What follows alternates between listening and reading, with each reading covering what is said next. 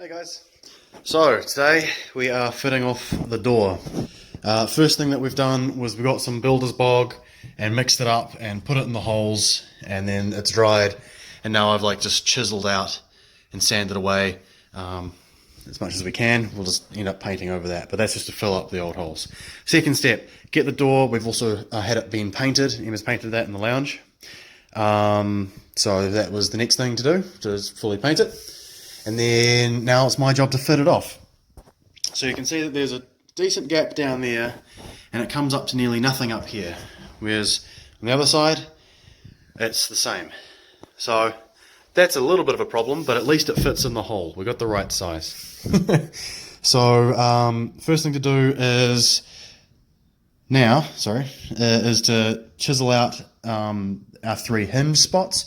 Our hinges are going to go on this side, so the door opens into the room like that. So I'll take this door out and we'll show you how to mark out some hinges. So door is 1980 long. I've gone the exact center of that, marked it, squared off a line. I've gone from this will be the top of the door, down 150 mil, marked that, and then up from the bottom 230 mil. So I've done that by watching a shit ton of YouTube videos, and they say it's typically 6 inches from the top and 9 inches from the bottom, which translates to roughly 150 and roughly 230. So that makes a little bit of sense though, so that the one in the middle, which apparently you put a hinge in the middle, a third hinge, so that the door doesn't bow over time. And that these two be slightly closer together, because this is where a lot of the weight will be taken. Yeah. And so now we've just got to grab one of these hinges. Dang dang. We have a pin on the top, so that will be facing vertically upwards. So if this is the top of my door, this hinge will be sitting like that. And now I've just got to look at the door hinge and figure out whether it's going this way or this way, because I know that when it comes to over here, sorry, door hinge is going to be sitting like that roughly, with this little quirk that we put in before being the space for that pin to sit. So that's all good. But I want to get the door in first, and what I'm going to do is hang it by this one on the top before I mark and cut out my my bottom two rebating this door jamb and the door itself, so that this sits flush inside there. Which I've been able to borrow from Mr. Keegan Crawford a couple of years ago, this router, and bought a bit for it, so hopefully that should do the trick. Shout out to you, Mr. Crawford, thank you very much. You're also welcome to take this back at any time. You probably forgot that I even had it, but it's been very helpful. Cool, okay, so we'll do it. So, we've marked one out. I marked the second one as well, but I think I should just hold off on actually routing them out, because in one of those videos it talked about a door frame that wasn't factory, and this is not a new door frame. And the bottom hinge was actually on an angle which made the door open true, because this wasn't true and plumb. So I'm going to have to leave that alone for a second.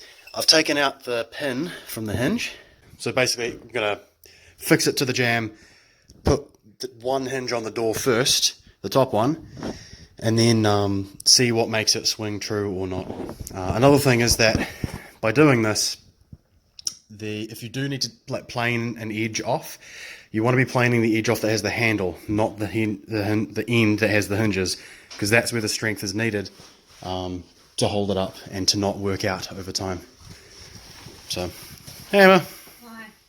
Looking pretty big. Yeah. What's today? Past my due date. Past your due date. How long ago was your due date? 4 days ago. 4 days, and we still haven't finished this room. How good are we? Probably a good thing he's running a little late. But he probably wouldn't be my son if he wasn't running late, so that's okay. All right.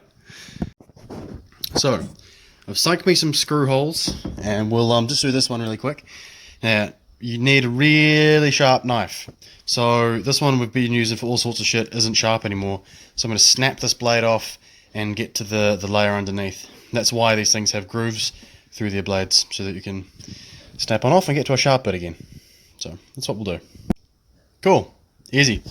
So, the grain on the wood runs down this way. So I'm just use my knife and cut across like that, so that the grain isn't going to split and splinter, and it's just going to be a nice straight edge. So we'll do that, and then I'll also do the same along this edge, because why not? But yeah, that's all to make the wood look nice. Then we set on the table of the router the blade to just the depth of the hinge.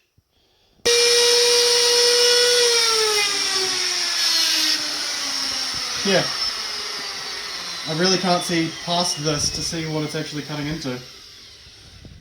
It's a damn shame. The whole reason that you use a thing like this is so that the cut that we make is like perfectly flush and flat across where the bottom of this is. So I might just have to do the majority of it and then get the chisel and finish it off. Oh well.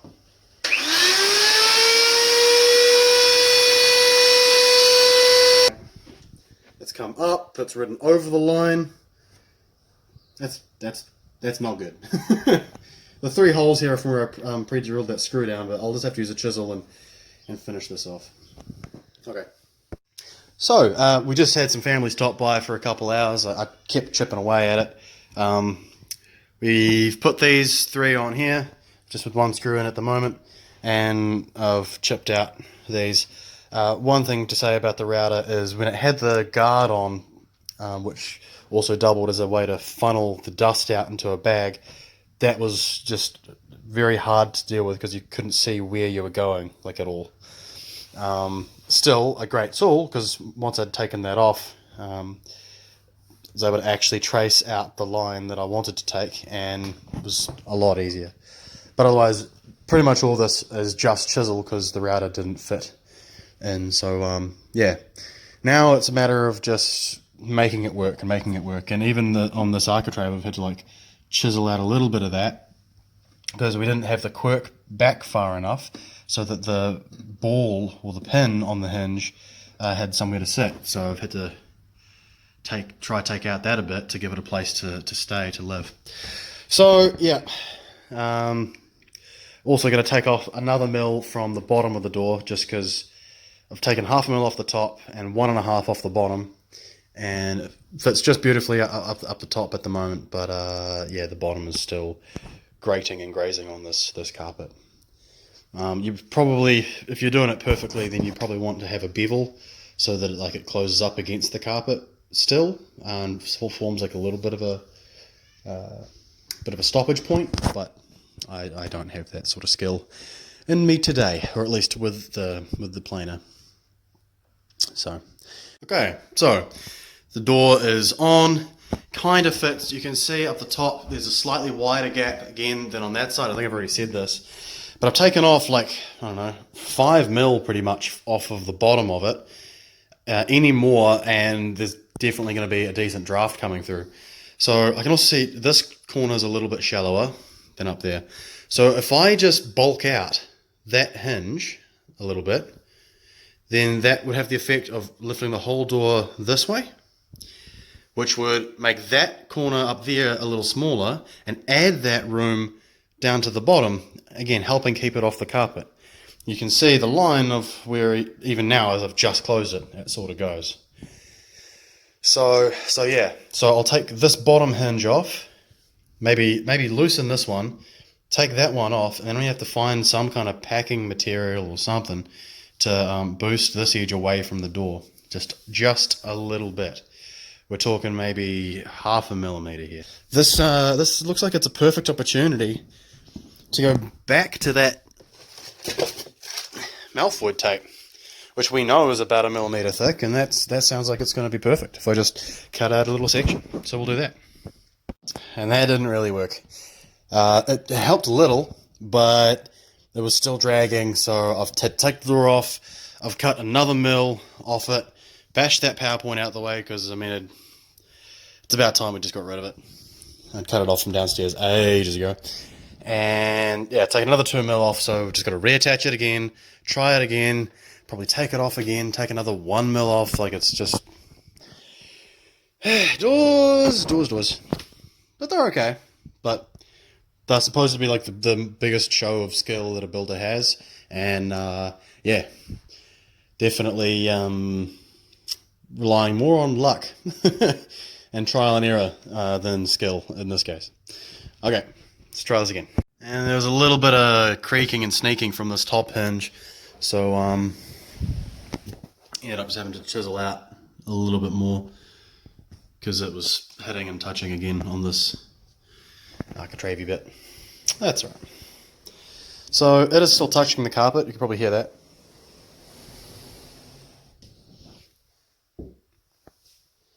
But by and large, I'm pretty happy with that.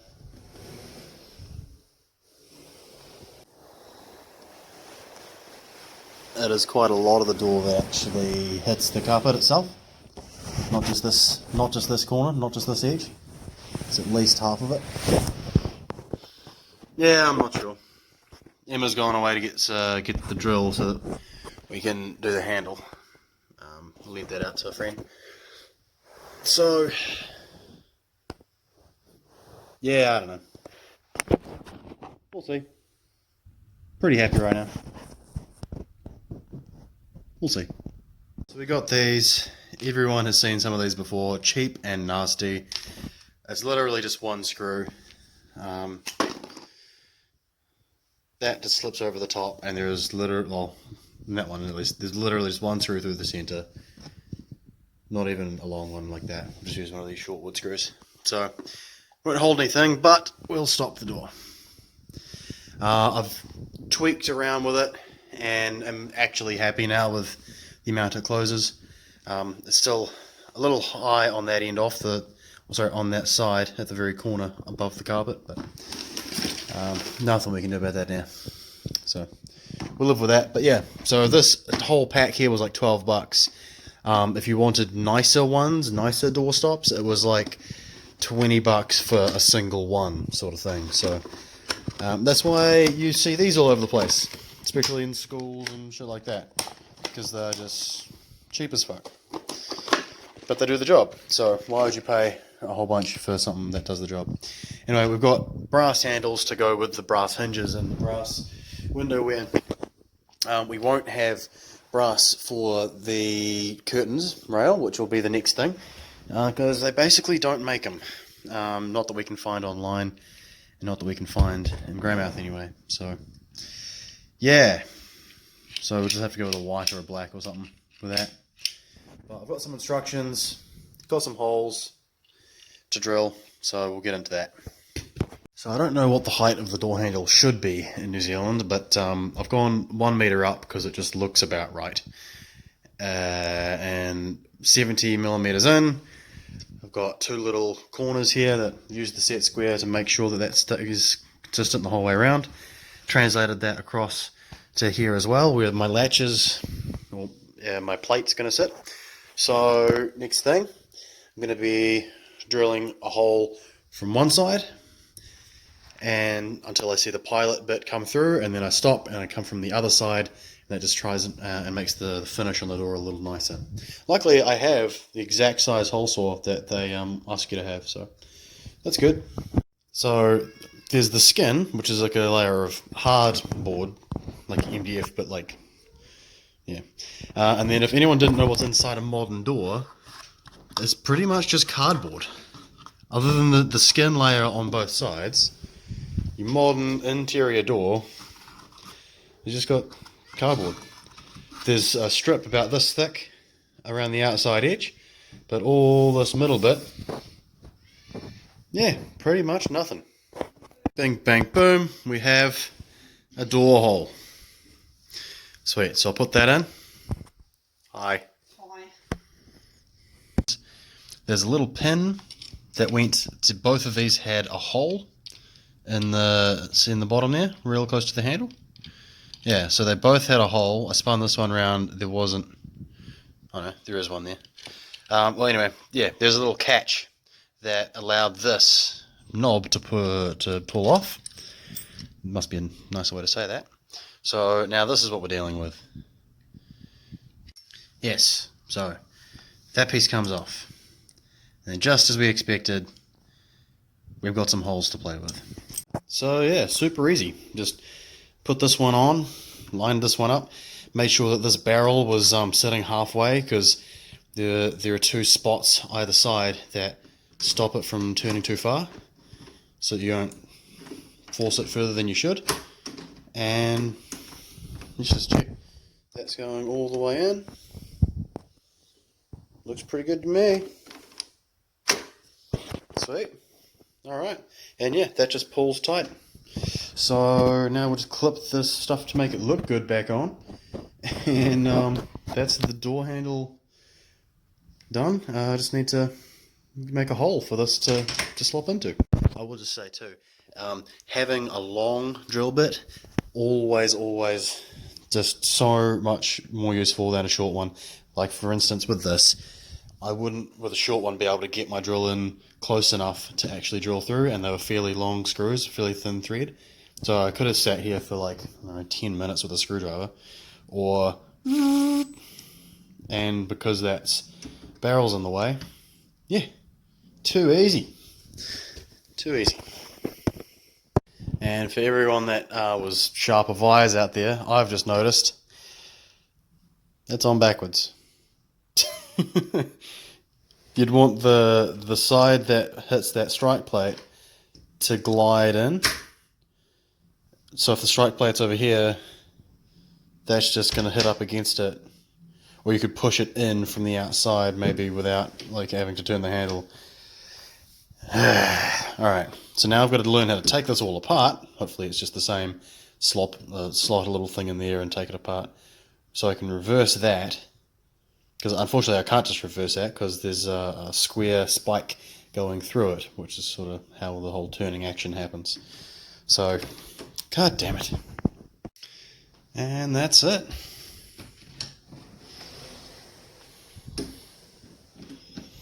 Just have to chisel it out a whole heap, screw it on. Easy. There's just a couple of little touch-ups to do. Like this whole piece of bog just came off here, so whether we fill that in or don't worry about it, probably should fill it in. Need to repaint a bunch of this. Still need to glue and screw this window closed. Found last time, you can see a little hole there. There's a nail actually sticking through this piece and gouging its way through, and that's why we had so much trouble closing it before. But also, like, it's just really high up, so probably gonna put a screw in here or something and try and pull it closed just to glue it, and then we can double glaze that with that plastic, just completely shut it off, because the last thing we want is a breeze blowing on bubs.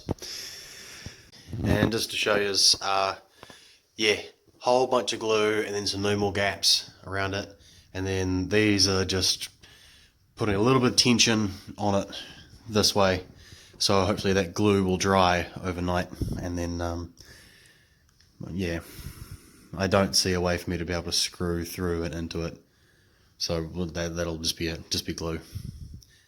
So yeah, so now it's just double glazing and some touch-ups. It's like 3:45 in the morning, Saturday night. This is what we do now. But that's alright. I fiddle around with that this afternoon. And biggest thing is that I can now shut this door and the cats can't get in. And it's good. Yeah, not too bad. You can definitely see the whole, you know, whatever its name's room, blah blah, keep out, all that sort of shit. That's gonna happen. God. Righto. Well, that's the door. Thanks for watching. I'm not sure what the next little video might be. It might just be the finishing touches, but yeah, it's like 4 or 5 days overdue now, so just sort of playing the waiting game for that. Soon enough we'll be directing my first show, so that'll be fun. We've got some meetings coming up for the Region Theatre. Some trustee for that now too, so that'll be even more fun. Yeah, whole bunch of stuff about to go crazy. So catch you around.